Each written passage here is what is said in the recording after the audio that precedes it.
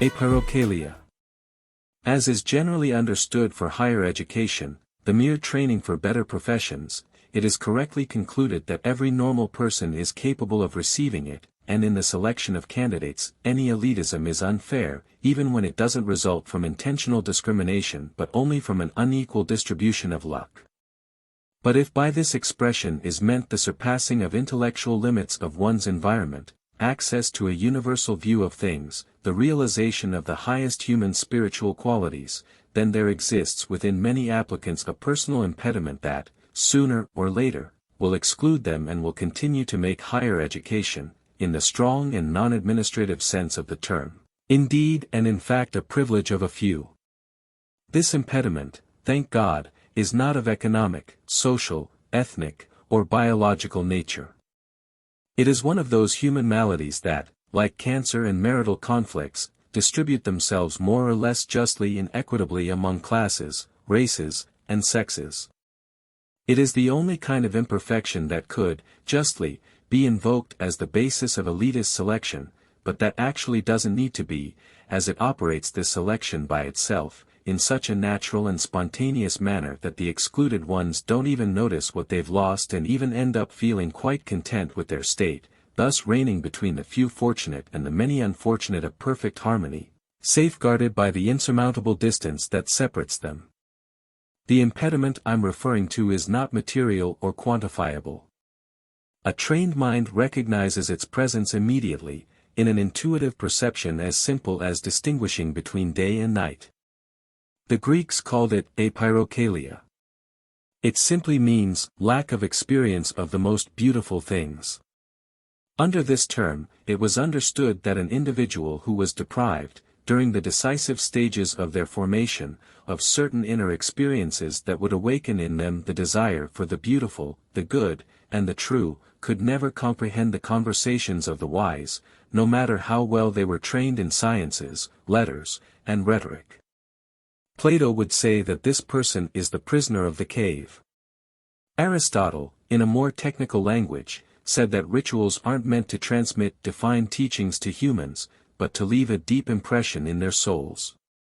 Anyone who knows the decisive importance that Aristotle attributes to imaginative impressions understands the extreme seriousness of what he means. These deep impressions exert an illuminating and structuring impact on the soul.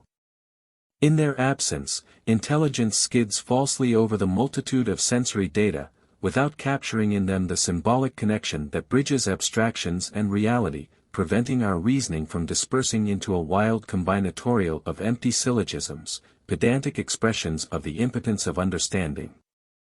But of course, the inner experiences to which Aristotle refers aren't solely provided by rituals, in the technical and strict sense of the term.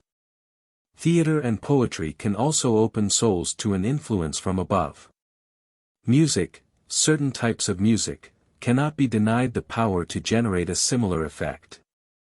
The simple contemplation of nature, a providential accident, or even, in sensitive souls, certain states of passionate ecstasy, when associated with a strong moral appeal, recall Raskolnikov in front of Sonia, in Crime and Punishment, can place the soul in a kind of ecstasy that liberates it from the cave and Apeirokalia.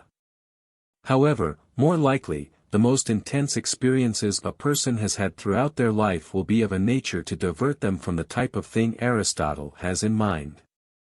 For what characterizes the vivifying impression that the philosopher mentions is precisely the impossibility of separating, in its content, truth, goodness, and beauty. From Plato to Leibniz, there hasn't been a single philosopher worthy of the name who hasn't emphatically proclaimed the unity of these three aspects of being. And there lies the problem: many individuals have never had an experience in which the beautiful, the good, and the true did not appear separated by impassable abysses. These individuals are victims of Apeirokalia, and among them are some of the most notorious intellectuals who currently shape the world's opinions. Unfortunately, the number of these victims seems destined to grow. As early as 1918, Max Weber noted as one of the prominent features of the emerging era the loss of unity among ethical, religious, aesthetic, and cognitive values. The good, the beautiful, and the true were rapidly moving apart, in a centrifugal movement, and as a result, the loftiest values withdrew from public life, either into the transcendental realm of mystical life, or into the brotherhood of direct and personal human relations. It's not by chance that today only in smaller, more intimate circles, in personal human situations, is there something corresponding to the prophetic spirit, which in ancient times swept through large communities like a fire. The two fortresses of the sublime, which Weber mentions, didn't take long to yield. Mystical life, besieged by the tide of pseudo-esotericism that seized its language and prestige, eventually withdrew into marginality and silence to avoid contamination from profane prattle.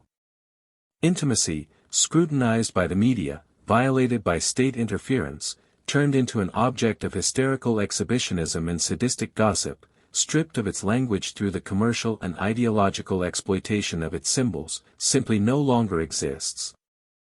All the literature of the 20th century reflects this state of affairs, first, the incommunicability of egos, then the suppression of the ego itself, the dissolution of character.